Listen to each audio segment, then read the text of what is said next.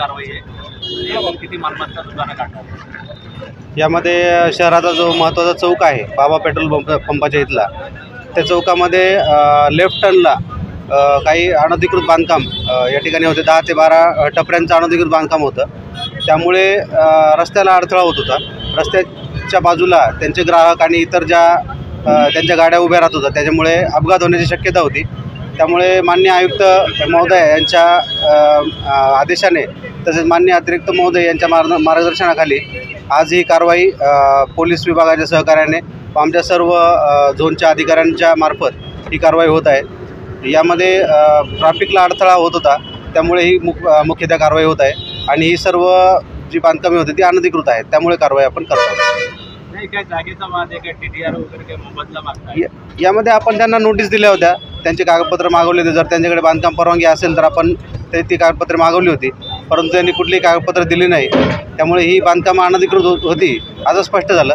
त्यामुळे जास्त खोलात न जाता आम्ही अनधिकृत बांधकामांना महानगरपालिकेच्या अधिनियमान्वये नोटीस देऊन कारवाई करण्यात आली. आपण कारवाई करता पण परत पुन्हा त्या ठिकाणी अतिक्रमण होतं, यावरती आपण उपाययोजना करणार नाही. आम्ही आतापर्यंत जे आता नजीकच्या काळात अतिक्रमण काढले, जसं आता उदाहरण दिलं तर गजानन महाराज मंदिर ते सेवनील चौकपर्यंत, तर त्या ठिकाणी आम्ही दक्षता घेतली की ते अतिक्रमण बऱ्याच वर्षापासून काढायचे पण पुन्हा बसायचे.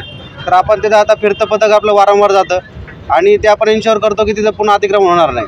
तर आपण जर बघाल तर आता जवळजवळ महिनाभर झाला आहे तिथं अतिक्रमण काढून, तर आता पुन्हा तिथं अतिक्रमण आम्ही होऊ दिलेलं नाही. तसेच आपण इतर जे अतिक्रमण काढतोय त्या ठिकाणी आपण ती दक्षता घेतोय.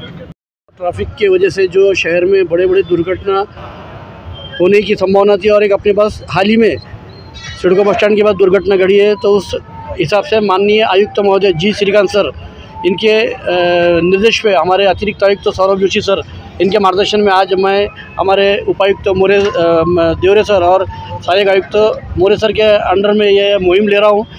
हम शहर में जो लेफ़्ट टर्न है, लेफ़्ट टर्न के ऊपर जहाँ हमने जो टपरिया शेड वगैरह निकाले थे, तो कुछ लोगों ने और डाल दिए. और जब ये नगर नाका से नासिक से जब लोग आते हैं तो डावी बाजू ये क्लियर होना चाहिए. इसके ट्रैफिक पुलिस का भी हमारा मीटिंग हुआ था, उन्होंने भी हमसे ये बात की थी. तो आज हमारे साथ ट्रैफिक डिपार्टमेंट के भी है, क्रांति चौक पुलिस स्टेशन के भी लोग हैं.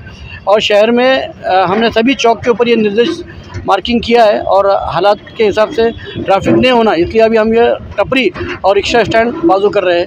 जो कुछ रिक्शे वाले बेचारे रास्ते में खड़े थे उनको भी साइड में हम जगह दे रहे हैं. और ख़ास तौर से बाबा पेट्रोल पंप का जो चौक है बहुत रश होता है, रात में भी बहुत ट्रैफिक होता है. सभी शहर के जो पर्यटक आते हैं यहाँ से आते हैं और यहाँ से जाते हैं, इसलिए आज आयुक्त के आदेश पे हम ये कार्रवाई कर रहे हैं.